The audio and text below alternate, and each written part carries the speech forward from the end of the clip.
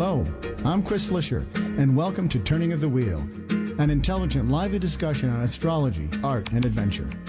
Timing is everything, and as the great wheel turns, we are best prepared when we are best informed. Join me as I explore the current planetary alignments and offer insights for coping with change.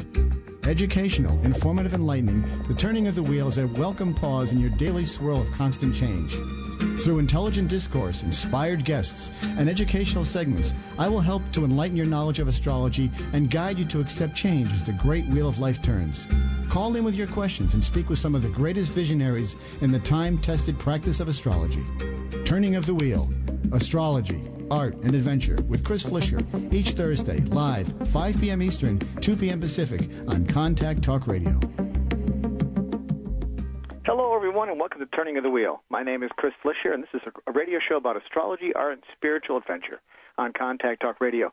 And today we have a wonderful guest. I have, as you know, I've been studying astrology and talking about astrology. I suppose you could even say I've been preaching about astrology for years. I am absolutely fascinated by it. And one of the reasons I'm fascinated by it is because of my upcoming guest. My upcoming guest is Jeanne Avery, and she is an astrologer who's been around for years, and is probably one of the foremost astrologers in the world. And to have her on the show today is particularly meaningful to me and humbling to me to have her on as a guest. She literally wrote the book on the rising sign. The rising sign is one of the 3 points that astrologers can use to pull on when we're trying to do a very quick reading. We look at the sun, the moon, and the rising sign. The rising sign is critical. It's sort of the mask that we wear to the world. And we're going to waste no more time here talking about what I know about the rising sign. We're going to get right into it with Jeanne. Jeanne Avery is my guest. Her website is www.jeanne. It's two N's and an E, JENNEAVERY.com. Jeanne Avery is my guest. Please welcome to my show, Turning of the Wheel, Jeanne Avery. Hi, Chris. How are you? I am very well, Jeanne. I'm so flattered to have you on the show today, and so honored. I too. Believe me. You've always been a huge, inspiration to me because of the work that you've done. When I said that you literally wrote the book on the rising sign, that is the absolute truth. There is no book in the world of astrology books that is more widely referred to than your book when it comes to the rising sign. And I want to ask, I guess the first question I want to ask you is, why did you pick the rising sign as the one that you chose to write about? Well, it's so interesting because I was working I've done always a large number of sessions per day. Mm-hmm. One time I went to Detroit, Michigan, and I was doing 5 sessions a day, and each one takes 2.5 hours. Wow. And I thought I was going to die. I was just really totally exhausted. And I thought, well, I better stop and write a book. And then I began to think about this. And, of course, Linda Goodman paved the way with her sun signs and opened up the world to the thoughts of astrology. And to me, my work with astrology and the rising sign is so significant. I thought, nobody else has done this. I have to do this. So it took me 4 or 5 years to get a contract with Doubleday. And, as I was writing it, I said I had to sell my Steinway grand piano to finance it because you don't get any money. Right. And I had to go out in the Hamptons and hide away in the winter. And I just said, if I sacrifice this much for this book, I want it to sell all my life. Talk about programming. And to my great surprise, the book is still selling now after something like 28 years, 29 years. Well, I'll tell you, anybody who picks it up will immediately resonate with it because the information and the way you have described the rising sign and the characteristics of the individual are spot on. There's nothing that is more accurate, I think, that's out there. And well, I'm humbled and thankful, believe me. Well, you're certainly welcome. And the new book is going to be, I finally decided that this is what I have to do, is to write a book now entitled Rising Sign Revisited, Pathway to a Passionate Life, because there's so much information that's come to the surface after I wrote that book that it just is overwhelming. You need to have the next chapter in that whole realm. Yes, and go into the next level of explanation, Yeah.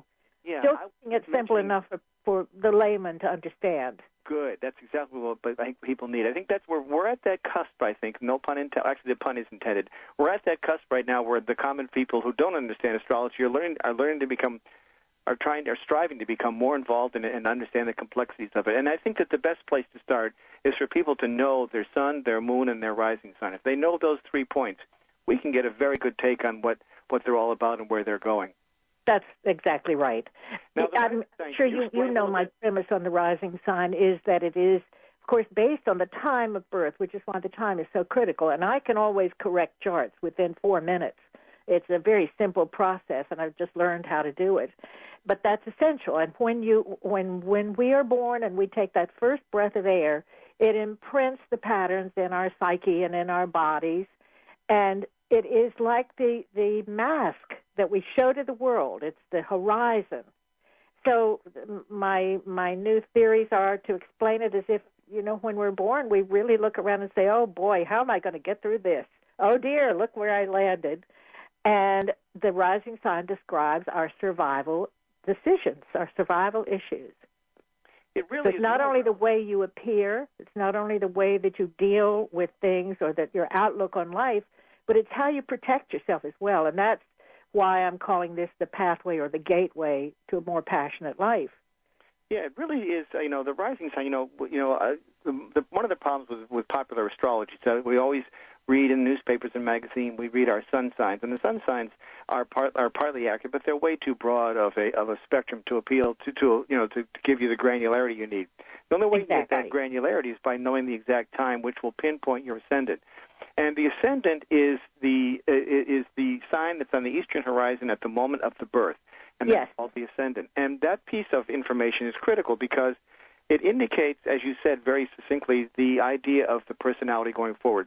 We may have characteristics of a Leo or a Scorpio or an Aquarius, but if our rising sign is Virgo, we're going to be expressing a much different sort of temperament to the world, even though it may be fueled by those other kinds of energy behind there. Is that correct? Yes, and of course you mentioned an Aries sun and a Virgo rising, which is your component. And then you have the moon in Cancer, and I'm looking at your chart right now. And, of course, this is so interesting. I've often used, like, the combination of, let's say, a Leo sun sign with a Pisces rising. Right, and you get fire in the water. It's a desperate quality. It's an inner struggle. It's a stretch growth. But the Leo person is not really like that lion and that dramatic, dominant person at all if they have a different and modifying rising sign. Absolutely. It's very different, and it's fascinating. I had a client the other day who is a Cancer sun with a Leo rising. And what's interesting about that, because Cancers tend to be very withdrawn sometimes. They're introverted. They have a sense of decorum about them. They tend to be shy and very sensitive. And yet a Leo is just the opposite. They're very bold and bombastic sometimes, and they come into the room with this larger-than-life. So to have that kind of that contrast is really, very interesting. Well, you're talking about a Cancer being sensitive. I'm a Cancer rising. I'm a Scorpio, but I have Cancer rising.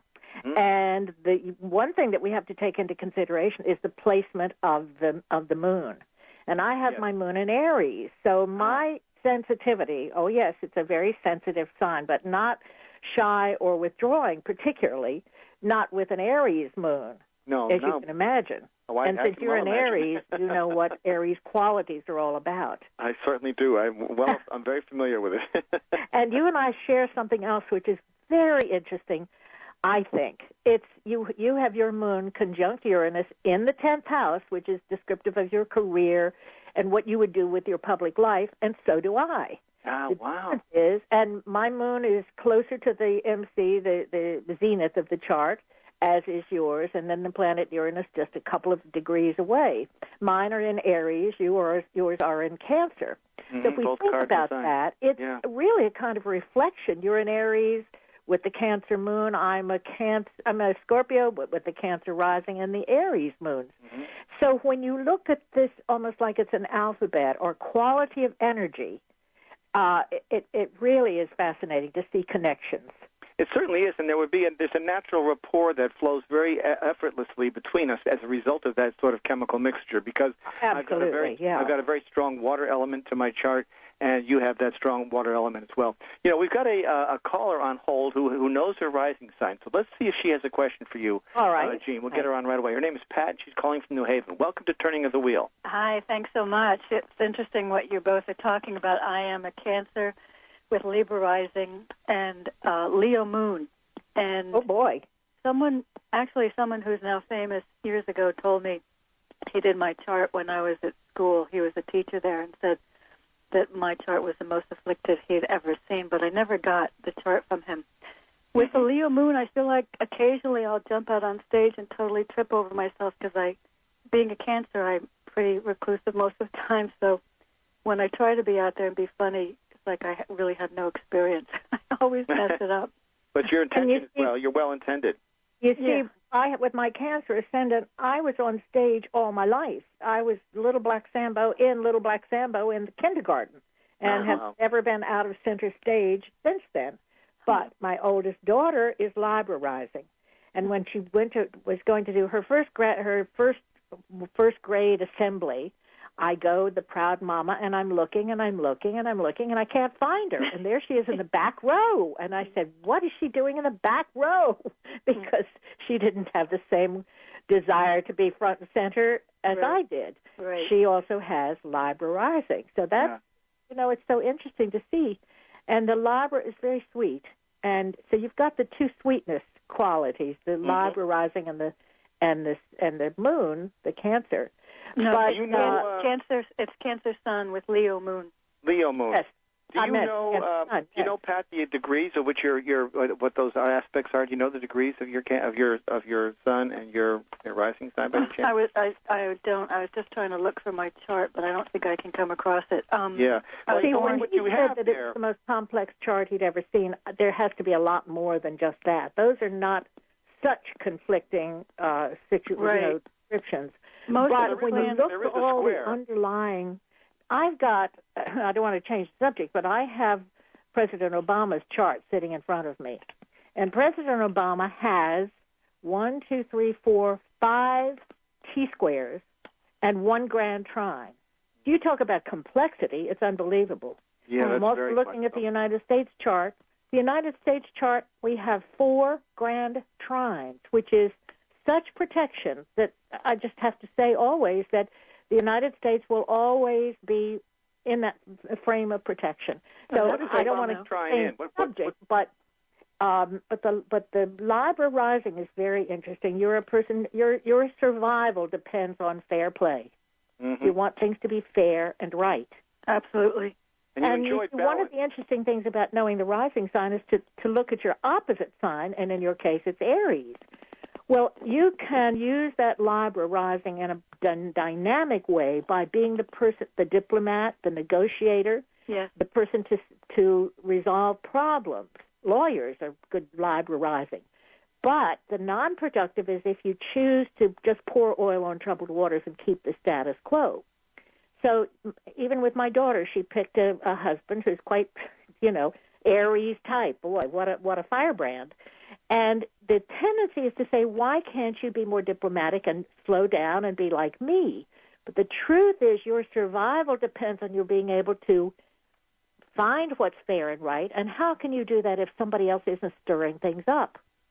So I love that, the dynamics of the opposites that we choose. I think that's very very relevant. And in your case, Pat, with the Libra rising and the Cancer Sun, you have a natural square there. So you're going to have some natural tension between the way you project yourself and what you are. So there is a sense of that, even though you do have this sense of balance, I think, and you strive for the sense of balance and you project balance. Yeah. I think that the Cancer's part of you might be a little sensitive and have a hard time sometimes doing that. So there's a little bit of stress there. But I always say that the stress points in the chart, the hard stress points in the chart, are those that really force us to move and evolve and become really absolutely the truth, Chris. For the people who have mostly grand trines and easy charts, there's not a lot of desire for success or experiences, because it's sort of like, well, I know I can do that, why bother?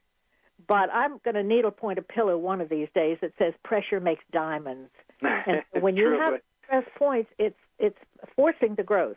Yeah, it is. It's sort of if without that, with a lot of trines, you get a lot of what I call apathy, or you get sort of this sort of like this blasé attitude about things, because things do come easy. This is my whole cry about my new book. I want to say get passionate and watch for the apathy, which I think happened. I don't want to get into political things, but I think that happened too much in the last 8 years, too much apathetic approach, apathy, and here we are, Apathy and arrogance combined is not a good combo. Absolutely not. You're right. Thank you very much, Pat. Do you have any other questions for Jeanne? I just found my chart, if you want to ask degrees. I have, everything is in only 4 houses and within 5 houses. You must be born in around 1955? 53. 53, okay. And actually, you know, the struggle is unending.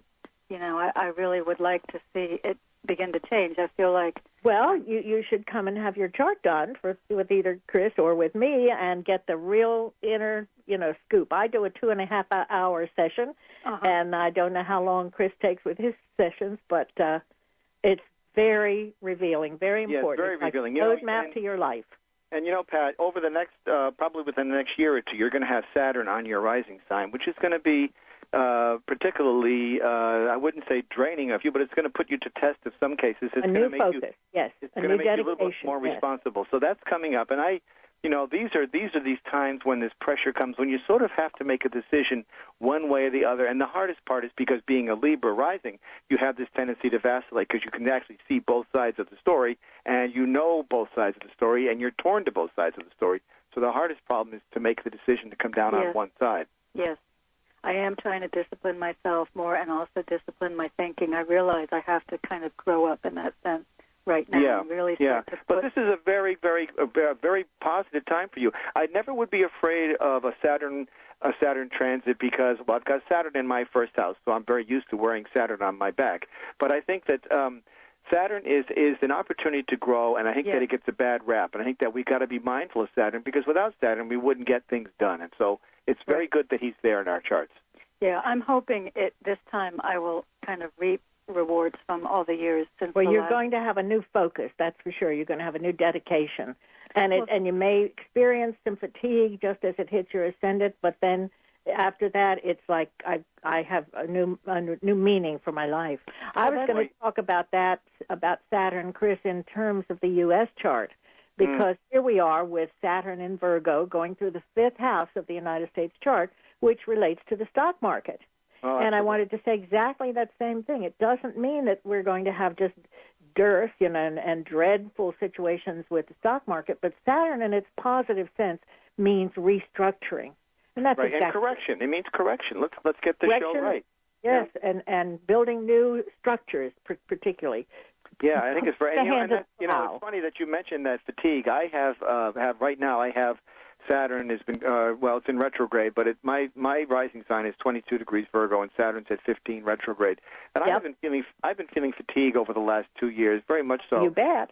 And when it hits your ascendant, you're ready to do something that's going to be meaningful. And in a short time, probably next year and a half, Chris, when Saturn comes back to its natal position, that's really going to be an important time for you. Yeah, I think I'll be a different person by that point in time. I'll finally have reached a point of manifest destiny, so to speak, of where I'm really supposed to be in my life, which is very exciting. So this is why Saturn is not to be feared. Saturn is your friend because Saturn makes you get the job done. You know, he's sort of there making you get your homework done. And when you get your homework done, you are rewarded.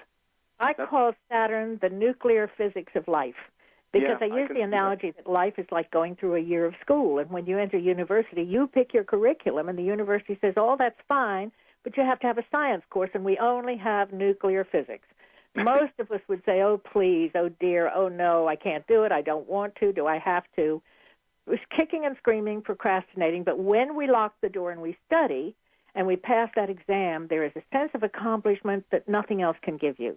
Yeah. Nobody did it for you. Nobody can take it away from you. So I think that's a good description of Saturn. That's a very apt description, and I'll tell you, the reward and the joy that comes from surmounting that task is incalculable for the person because it gives you this renewed sense of confidence as if you can take on the world. So even though you have to slog through the mud to get there, when you come out of the mud, boy, you've really earned your honors, you know. So I wrote all of my first 5 books with Saturn in very difficult aspect, and I had the feeling because I had to put things in storage, give up an apartment or a house, and go off to Spain mostly, where I didn't talk to anybody, and I just had to cut myself off to write, and it was like tightening the belt and pulling things back in order to pave the way for the future, and that's unfortunately what has happened. Yeah, but it really is a sign of tenacity. It's a sign of doggedness, and it's a wonderful spot to be getting things done. And I think that what's interesting. I've mentioned this many times in my show over the last few months. was the wonderful Saturn-Uranus opposition that took place exactly on Election Day. That is just, to me, that is astrology poetry, if ever there was such a thing, because here we have John McCain as the old Saturnian, cranky old man versus the young upstart Obama, and we have this remarkable He is Aquarius rising. Yeah, we have this remarkable opposition at that point by degree on that day, and boom, we had this remarkable shakeup in the system, and the pendulum has begun to swing the other way. And do you know that we had all the protests yesterday, the Boston Tea Parties, et cetera? Right. If I'm not mistaken, it was a Mars conjunct Uranus aspect yesterday. Yes, and it I was thinking about that because Mars is the fight, the drive, the courage, the resourcefulness, and sometimes protest, but very energetic and aggressive. And Uranus is electric, and boy, did our frustrations erupt, So it's so amazing to watch not only the individual chart, but the world charts and see what's going on with all of that. Mm-hmm. Oh, it is phenomenal. I mean, we are in remarkable times. And Saturn and Uranus will be exact again on September the 15th. So yes. Then Pluto is going to be going direct at that point. And there's a lot of activity right in that era, which is, of course, to us in America, we know that September 11th is a very, very poignant day for all of us, and so it's going to be very. I think we're going to see something remarkable happen in that time frame. I'm not sure. What's your take on that, Jeanne? Well, we also on June 4th, I checked. Pluto is going to be exactly squaring the MC, the progressed MC or the career point, an important point in the United States chart, and so these are transformational aspects, And I really did in-depth research on Obama's chart and the U.S. chart, and both of them look very optimistic, very, very positive, very positive. Doesn't mean there won't be some ups and downs.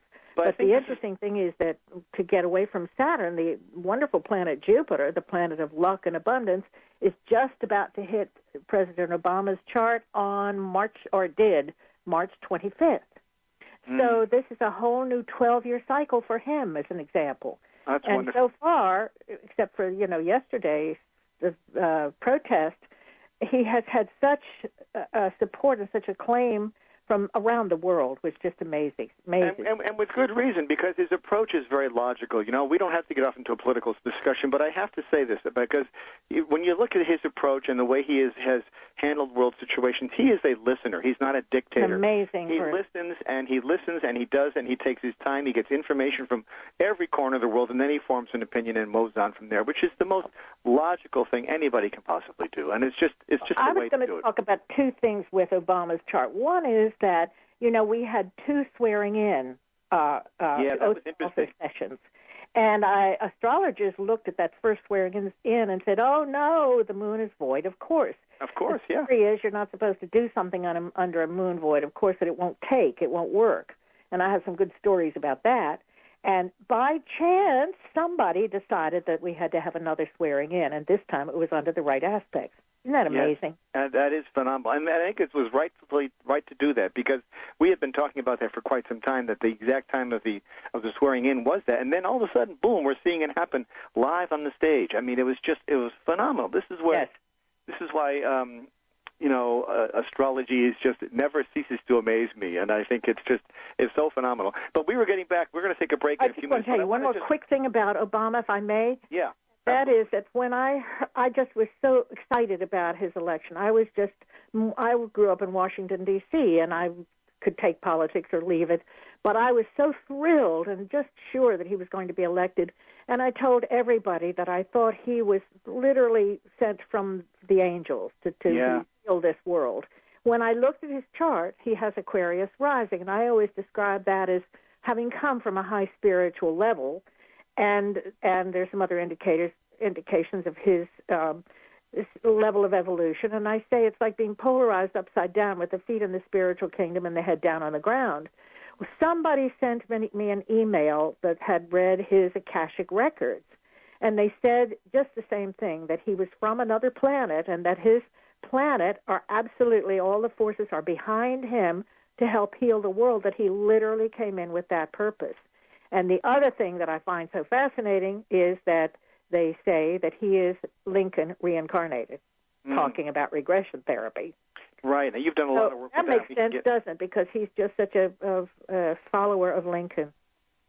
Yeah, and he fuses him very much. He embodies him. He speaks about him and refers to them very frequently.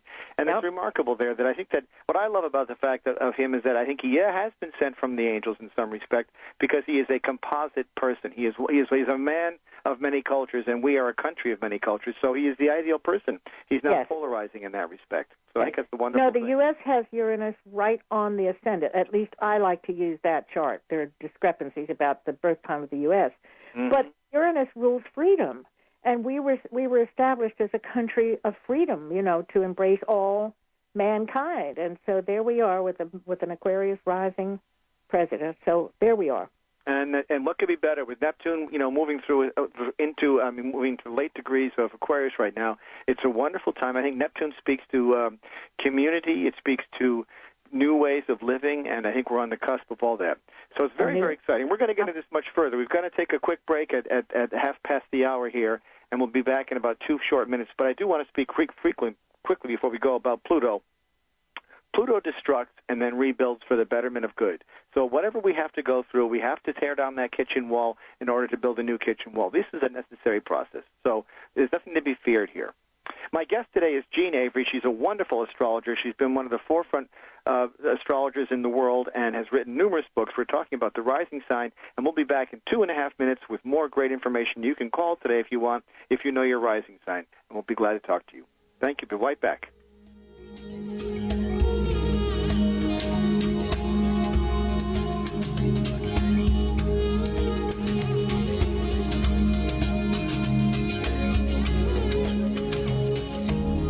What is your destiny? Where are you going? What is your real purpose? Do you know? Do you want to know? Of course you do. It's your duty to yourself. We are all here for a reason, and we all have great potential. Discover all of this and more with a professional astrology reading. My name is Chris Flischer, and I can help you. Discover your strengths and work on your weaknesses, and live your life to its fullest capacity. Based on your birthday, birthplace, and birth time, an authentic astrology reading will allow you to live your life to the fullest and reveal your true purpose. Only real astrology can give you real information. It is your destiny, and it is your path. Write me at chris@chrisflischer.com and book a reading today. Or call me, 978-264-0668. That's 978-264-0668.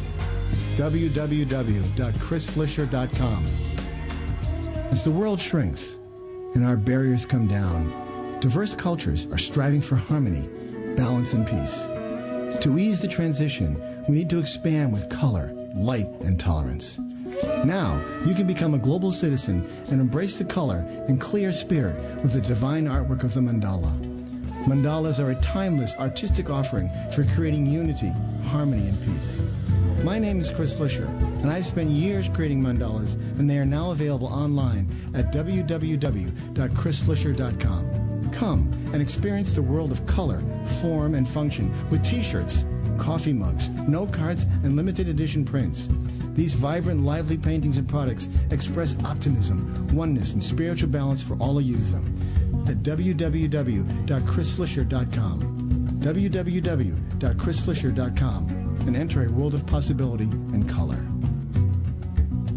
This is ContactTalkRadio.com. Consciousness in action. Hello, everyone. Welcome back to Turning of the Wheel. My guest today is the wonderful, wise, and wonderful Jeanne Avery, who's been an astrologer and widely regarded around the world as the authority on the rising sign.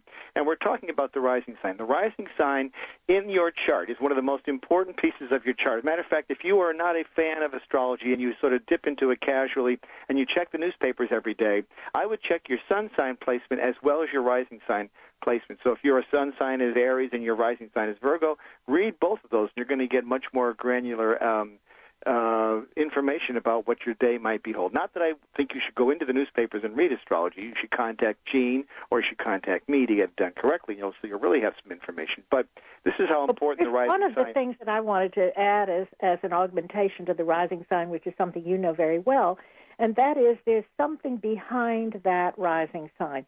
Why? My question was always why. Why should we come in with my chart's different from yours? Why was I born at the time and the place that I was? Who decided this? The great computer in the sky? And I believe that on some unconscious level, we are setting it up ourselves based on what's gone before. So that the tie-in for me is the past life regressions. Absolutely. When I do the past life regressions, as an example, it's not at all spooky or mysterious. It is the most wonderful way, as you well know, of opening up the doors to know more of not who you were, but who you are. And the important thing is that we can heal those karmic lessons, and it's so important. You have in your chart, as an example, something that I would call a karmic racial guilt.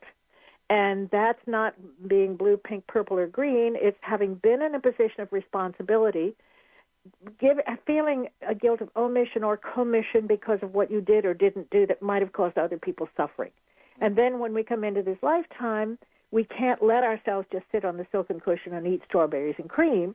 We have to have some sort of self-deprivation. So I know you've experienced that. So you sort of compensate. And I did a regression session you compensate in your next life is what happens. You sort of if you make a mistake in your past life, you sort of try to compensate and pay recompense. And then not know why you're doing those things. Mm-hmm. Why am I behaving this way? Why am I shy? Why am I not able to get what I need in life, etc.? Yeah, and it's very accurate. I mean, I had a past life regression for those of we were talking about this probably about 5-6 years ago with Jeanne and we spent about 2.5 hours going through this, and it was one of the most remarkable things in the world because everything that we touched on made complete sense to me. It answered questions and filled in huge holes in my life that I knew existed but couldn't quite put my finger on. And what it comes down to is it's like a karmic debt. It has all to do with deja vu. I mean, deja vu is probably the way you really feel it in your bones. When you go someplace and you say, oh, my gosh, I've been here before, and then you do the past life regression and you start to see that the relationships add up and you begin to say, oh, my gosh, this is so relevant. Of course. And there are no accidents, are there? There are no accidents, absolutely. And I think that we choose our lives, again, coming back into the world, in an effort to sort of augment and move forward that karmic debt, or at least to sort of repay that karmic debt. Well, heal them, yeah. Yeah. And so the people that we choose as our parents, people we choose as our parents, our life roles, our occupations, all supplement that past life that we had, and we try to move forward as a way of growing. That's the whole purpose. It's how do we grow beyond that? It's remarkable. Like to see life as a continuation. I don't even say reincarnation, but it's a continuation. And we take a short vacation to the spiritual side to get a rest, blessedly, and then we come back and pick up the cudgel again. Yeah, and absolutely. When I did my only formal regression session, I didn't get back to a past life. I got back to a 5-month-old memory, and it took 5 hours. And the man who was conducting this, I could read his mind. He's saying, if this woman sheds one more tear, I'm going to scream, because the floodgates opened up. And then when I was going off to do summer stock, I laughed all the way to Pennsylvania. I just laughed and laughed and laughed. Since because that time, I probably have uncovered at least 15 past lives in great detail and have visited the sites again and met the people again. You want to talk about experience. It was a celebration, wasn't it? Oh, my gosh. But you see, things keep floating up from your unconscious as you're ready to deal with them or as it's appropriate, and then you really do enlarge and enrich your life. And you talked about 2 or 3 past lives. I remember one of them that you talked about. Yeah, it was very, very profound, and it goes. I mean, when I was like 8 or 9 years old, I knew this, but I didn't have the vocabulary or the knowledge to define it. But when we described it so many years later, and it all came true, I began to materialize in my eyes. I said, my gosh, this is exactly what's happened. So it was very, very profound for me, and I encourage anybody to do it because it really will help you see what your role is in life and help you in different, And take the weight of the world off your shoulders. Just lift the burdens because it really does. Because you do feel a certain amount of guilt about what's happened, where you are, where you're doing. You sort of sure, we all do unconsciously, but that guilt doesn't solve anything. No, and in your case, with this, what I call the karmic racial guilt, when we get down to a big issue and it's something that just seems so unresolvable, how can I ever just forgive myself? I always say, do you think you've suffered enough in this lifetime? And they say, oh, boy, have I ever. And I say, well, then it's time to, let it go and pick up. Yeah, I think that's really important. That's a big part of forgiveness. Chris, I don't know if you've experienced this, but you're back to do the same thing you could have done at that time and didn't quite get completed. Right. Which is exactly what the country is going through right now, because I think what started in, back in the 60s is coming back to full force right now, because we didn't quite get it right done that time. We're back to doing it again this time, and we're going to get it right this time. That's why we see this resurgence. My guest today is Jeanne Avery. She is the world authority on the rising sign. The rising sign is a very critical part of your astrological chart. It is so important when it comes to relationships, because if the rising sign matches either the sun or the moon of your mate, you can have a wonderfully harmonious relationship based on that alone. Now, it may not be like you think that you're an Aries, you need to get an Aries, or you need to get a Leo, or you need to get a Sagittarius because you've got the same element. It might actually be the rising sign that is the key to the success of the relationship. Now, what's your experience with this, Jeanne? Pardon me? What's your experience with this, with the rising sign and those? What I think is that we do attract our opposites, but it's not always our opposite sun sign. It's the and I like to think of the planets as descriptive of energies. One of the things, Chris, I wanted to talk about is that the sun is usually described as ego and sense of self and self-worth. And if one has a difficult sun placement, I always say you need the acknowledgement and you may not get it. And so you really need to look in the mirror 10 times a day and say, you're a terrific person. You're not looking at the ego. You're not looking at the little I, because the sun is really a light. And there were no lights on Earth before Edison. So I began to put it together that really we're a piece of the cosmic fire broken off to come into this Earth to light up the darkness and to build that flame through experiences. Then we take those accumulated experiences up to enrich the whole on the other side, and then we come back to feel our boundaries again. If everybody was doing that, how glorious the world would be. I talked so much, we talk about programming things, I've talked so much about, I would like to teach children there's no good, bad, or right or wrong. It's get away from the bullies, get away from anybody or anything that puts out the flame, because your job is to build that flame. Yes, absolutely. So, and it really is so valid. We've got another caller right now. I'd like to get her on. She knows her rising sign, so I'd like to get her on. She's Diane. She's calling from California. Go ahead, Diane. Hi, my rising sign, Jeanne, is Cancer at 29. Okay.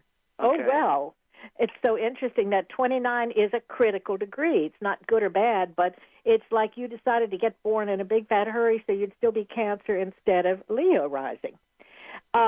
I talk about the Cancer rising as the orphaned complex. Now, it doesn't mean you're literally orphaned, but there's always something. When I do the regression sessions, I take you back through your birth, your concept of how your birth goes. And by the way, I do not use hypnosis. I do these regression sessions I had a woman from Italy call recently. I did a session with a guy in Greece. So I could do it on the phone anywhere and everywhere. But the point is that when we're born, it's like we establish a formula.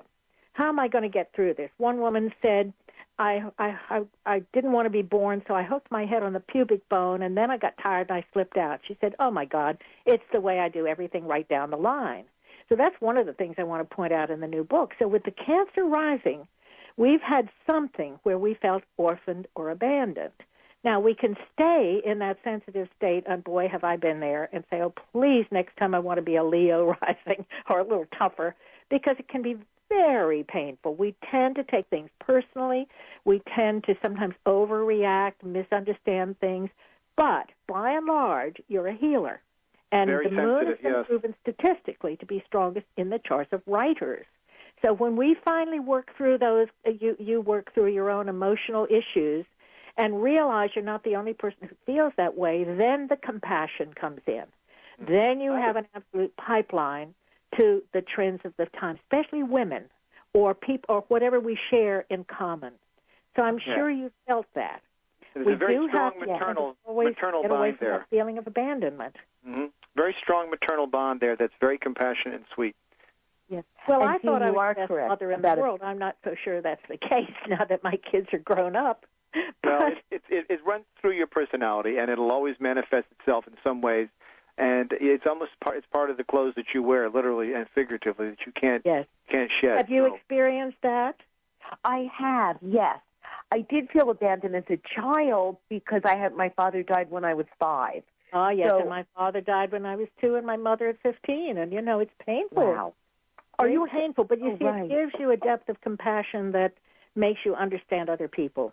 It's almost a gift in some way, in a backhanded way, because it does give you a much greater depth of character for understanding and withstanding life's difficulties. I will say that. And also, like life is like a soap opera, don't you find that? Yes. All of these, because everything that you're feeling, you project onto the mirror of life. So I know your life is full. What's your moon sign? A Scorpio. Oh, well, see. So you have the moon probably either in the 4th or 5th houses. I do. 5th house at 27 degrees. Oh, so, honey, you're a writer. You need to do probably some wonderful creative writing. Huh. I just journal, Jean. I don't write. I happen to be a realtor. I sell real estate. Well, the writing that comes out of your journal could become the book. You'd be surprised. I think you. Well, exactly. I used to collect notebooks. I just couldn't. I had a compassion for notebooks. I have more daggone notebooks and things, and so do I. And paper, and nothing I ever wrote made any sense at all. So I said, "Well, I'm not a writer, although I got straight A's in school." But finally, one day when I thought about it and I sat down and focused, it just began to click. Yeah, don't think too much about it. Just let it come very organically. I think it'll come to you much faster than you realize. So, but I want to thank you for calling, and I've got another call on the line. I'd love to get them on if it's okay with you. Bye now. Take care. Thanks. Thank you so much. We've got Jill from Virginia, and she knows her rising sign too, which is wonderful. Hi, Jill. Hi. Yes, it's Libra. You're Libra rising as well. Okay. And we talked about that earlier as a person who is the diplomat, the negotiation. You want things to be peaceful and calm. My daughter came to visit me recently, and she has beautiful Libra rising. She has Venus conjunct Jupiter, which is the two benefics, and she's always been just a joy and a delight, and also went through some hard times. But I have a radio. I have a classical radio going all the time in my house, and I noticed that she at some point turned it down. She said, "I can't take too much noise." And so, and Libra, by the way, is an intellectual sign. My daughter, at a rather advanced age, has just finished getting her Ph.D. in history. And I'm so pleased because she was an actress before, and she was very beautiful, and now she cuts her hair very short, doesn't wear makeup, and wants people to respect her intellect, and she's doing finally what she wants to do. But Libra is very much that intellectual sign. It's that air quality, and especially with Libra, with the sense of balance. You're always able to manifest both sides of the story. You're always able to embellish them and see them. And so, you have this wonderful sense of equanimity, which is really And you're pretty. Yeah. I know you're pretty. Oh, thank you. I know. My husband's a 29th degree Scorpio. How do those two compare? Well, he's almost as Sagittarius. Well, I go by specific degrees. I don't know how to make it general. I mean, generally speaking, that's fine. But there's so much more that you look at. When I do a comparison of a chart, I match 12 aspects. And if they're all within 1 degree of each other, then you'll grow together, but you will go your separate paths, but stay on the same track. Mm-hmm. But you have to look for the aspects that are. I have a darling friend who is with a gentleman who is very important to her business, and they have Mars and Pluto squared, which is what I call homicidal rage. Right. I said, but they probably "Oh dear," I said, "I don't know how to say this, but I would think you two would want to kill each other." And she just roared laughing, and she said, especially when we're driving out to the Hamptons, she said, "It's just a nightmare." I said, "Well, try not to argue when you're driving." Yeah, but things like that can be very helpful in understanding. To do a really in-depth comparison. Yeah. Okay. And I think that if you can find the placement of the sun and the moon and see how they compare, you'll begin to see some of this synergy begin to work. And you'll know that on a very if you have level. The sun, moon, and rising sign in comparable degrees, pleasant degrees with each other, it doesn't have to be the sun to the sun, but if the sun is, let's say, in a good aspect of the ascendant, et cetera, you can get a pretty good sense of the compatibility. Mm-hmm. Okay. A general sense, anyway. Yeah. Mm-hmm. Well, thank you.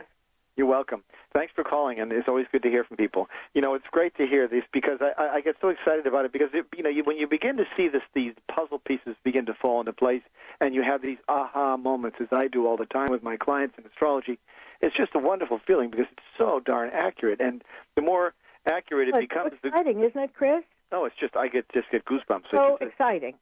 Yeah. I mean, it really is part of. And what I think about it that really appeals to me is that, you know, I think it points to a much larger force at work here. And we have not, as human beings, really been able to define that very clearly. But I think astrology is the closest link to that sense of otherness that we have that exists in the world. One of my clients gave me the blurb for the first book. I think it's the first book. She said, getting your astrology chart done is like having your ID card from the universe. Absolutely. And I think that's true. I always call it the owner's manual. That astrology and, you know, at least my concept of it, can explain the workings of the universe. Yeah, computers even explain the workings of the universe now. I always call it the owner's manual for the person. I say, if you want to know how to operate this person, here's the owner's manual. That's very good, exactly. You know, it's kind of like getting a computer manual or a how to run your refrigerator or whatever. Here's how you take care of it, you know, yes, care and feeding of the person. You know, the rising sign is always critical, you know, and I think that when you say, especially when you have some sense of tension between the major pieces of the planet. Now, in my chart, the only earth sign I have is my rising sign. Everything else is fire, water, and air. And it's interesting because that one piece that I project out to the world, people probably think that I'm a very calm, stable person, but inside I'm a circus, you know. So of course you are, absolutely. And your Sun and Uranus are squared, so you know you're a very free soul. And I would think with Saturn opposing and squaring all of that, it was a long time before you could acknowledge that you're really who you really are on the inside. Yes, that's very much the case with that Saturn position. Is that they're very late bloomers, and it takes a long time to percolate. Yeah. Well, I have Saturn in my 6th house.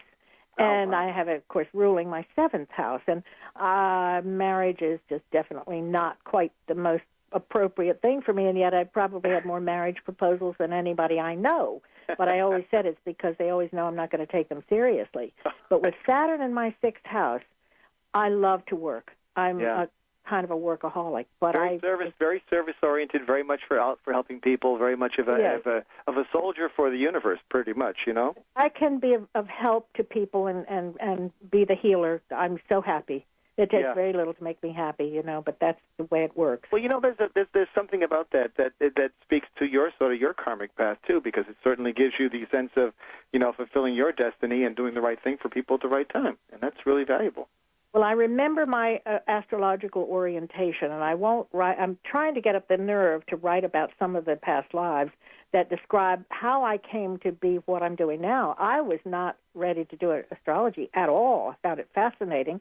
And a psychic friend of mine in California, when I was out there doing film and television, I was working with Andy Griffith, and, oh, gosh, I did a radio show with Peter Lawford. You know, I was doing really well. And she said, oh, forget this act. And I was going to do my first opera in New York. And she said, forget this acting business. You're going to be an astrologer, and you're going to be well-known, and you're going to do something different.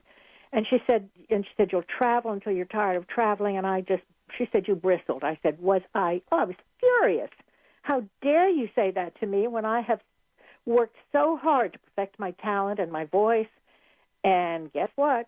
With the Uranus opposition, which happens to everybody around 40, it opposed and squared every daggone thing in my chart, and I got kicked into being an astrologer, and I'm eternally grateful. Yeah, it really suits you. I mean, I think that it just rolls off you like, you know, it's just wonderful. Yes, it's an inherited quality from a lifetime during the Renaissance, as a matter of fact. Yeah, I can definitely feel that about you, and I feel the same way about myself. I mean, it comes to me so naturally. I'm so driven intellectually. If your moon Uranus up in the 10th house, you also are a fantastic writer. I mean, I would think that you're going to do some brilliant things with astrology if you haven't already. And I really love to hear the way you're talking about astrology. I'm so grateful that people use it in the right way. I dislike it when somebody says, well, I can't do this because my Saturn's in my 6th house or whatever. Mm-hmm. That's the wrong way to use astrology. It's totally the wrong way. Astrology should be a support system and a description. There's never, I don't see anything I see nothing of harm that's in the chart in any way. I see it all as a motion and a work in progress. And I think and the energy, the physical energy system, the mental, emotional, and spiritual well-being of the person. Yes. Yes, and if you don't cower from that, if you walk into it and embrace it, the richness will reward you immensely. I mean, it just comes to full fruition. It really does. Any kind of information that is really pertinent can be so helpful. And I've worked with therapists in New York. We did group workshops, and it was just amazing. people would come in with their issues, and mostly Marion's clients. And I remember one couples workshop we did, and the couple were just ready to get a divorce, and their issue was about leaving the can of Comet on the counter overnight. And the man said, why can't you put it away? She said, why should I put it away when I'm going to use it again in the morning? And when I looked at it in the chart, and I didn't know a thing about their therapy, it was so clear as to what the real issue was, and they walked out of there hand in hand and smiling. It's a magnificent tool for awareness. Oh yeah, I think so. I think for couples and the concepts of what makes couples work, when you look at the couples, you think, oh my gosh, this is a match made in heaven. Turns out to be a firestorm. Then you see ones that you would not think would be that way, and it's just the opposite. So it really is, I think, phenomenally rich in that respect. My guest today, when I was little, I had this thought that we would just, if you're a good girl and you keep doing what you're supposed to do, you just keep going on an upward slant, that your life just gets better and better. And boy, did I find out there are cycles on top of cycles, and there are hills and valleys. And the important thing is to learn how to ride above those things and not sink into the depths or rise to the level of what you were talking about with some grandiosity. So, it's a wonderful... The astrology chart and where the aspects are in the current day provide you with such rich data as to how your day can turn out and to how you can move forward with it that is phenomenal for people not to look at it. I just think it's remarkable. One more thing about your one little Virgo rising, Chris, if I might volunteer my opinion, sure. is that when you have a singleton in the way of the chart, in the way of the gestalt of the chart, it's like an enigmatic situation. It says, I want to and I feel guilty about it. I don't want to, but I know I have to. But it is in reality the finger of God saying, stop arguing with yourself, just get on with it. So you're very grounded, and at the same time you say, but I don't want to be so practical, but you are. Yes, and there's a wonderful Virgo intellectual observation that keeps you on, connected to the earth, but to your brain. Mm-hmm. I have a Venus-Neptune, I have a Pluto-Neptune-Venus yod. So that yes, you do. Yeah, I'm looking at that. Venus being and it's directly opposing my ascendant, so that's got to be potent. Oh, yes, and so you see that gives you that Venusian quality because you've got another color coming in. So we have to look at the squares as also and oppositions as additional descriptions of the personality. Mm-hmm. So you came in saying, as long as I know what's going on, I'll be okay. And you want data. You want information. And then you're safe. Virgo rising can be extremely critical, but it's only critical when you're not in a safe place. Right. And when you figure out what's not safe about it, you can then, with your fine mind, figure it out, make it safe, and then you're okay. But the Venus comes in and says, well, I better just keep peace. Yeah, no, so, there is that churning away at that quality. And you have Mars in Scorpio, as do I, and that's pretty intense. Yeah, that is intense, and it's trining my sun. I mean, my Venus. So I've got a lot of good. Yes. Mars, Venus is very sensual and very loving, and affectionate. I'm a pushover. So much fun to look at. My guest today has been Jeanne Avery. She's one of the world's foremost astrologers, and she's been a wonderful source of information and comfort to those of us who study astrology, and to those of us who have been her clients. You've been very kind, and may I just make one correction? My name is spelled Jeanne Avery. Right. So there's two E's. It's Jeanne Avery. Right. So when you go to the website, left out the A, but it's Jeanne. Thank you, Chris. Jeanne Avery is You've the website. You've been altogether too flattering, and I appreciate it so much. Yeah. JeanneAvery.com, and she is there. And I would recommend the past life regression if you're going down the menu. I would also recommend a full reading with her. She is rich in knowledge, and her most famous book is The Rising Sign, which I think if you pick it up and you discover what your rising sign is and read those chapters about yourself, you will have an aha moment like none other, because it's just all there and incredibly rich and incredibly valuable. You are so it's really been a wonderful opportunity to learn this. And I would love to get you back on again and when your new book comes out. Now, when do you expect that to be? We got to wrap it up. Well, I'm just really writing the proposal now. I've been fairly lazy, I have to say, in the last few years. But I guess we had to, let things fall down, and now we're going to pick them up again. Now we're going to pick them up. We have renewed vigor, so we are going to move forward and take care of all that. Yes. Again, my guest has been Jeanne Avery. It's with two N's and an E on the end of Jeanne. So it's Jenne, Avery. Jenne. JEANNE, AVERY.com. JeanneAvery.com. And if you look up her name on Google, you'll get to her very quickly.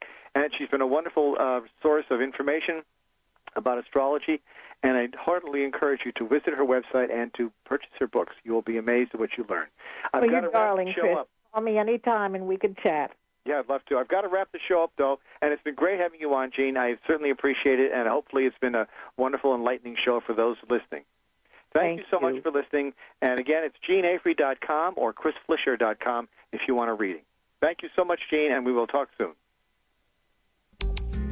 You've been listening to Turning of the Wheel with your host, Chris Flisher. To schedule a reading with me or to order artwork, you may visit my website at www.chrisflisher.com. That's www.chrisflisher.com. Or email me, and you can call me at 978-264-0668. Thank you. And as always, be open to possibilities.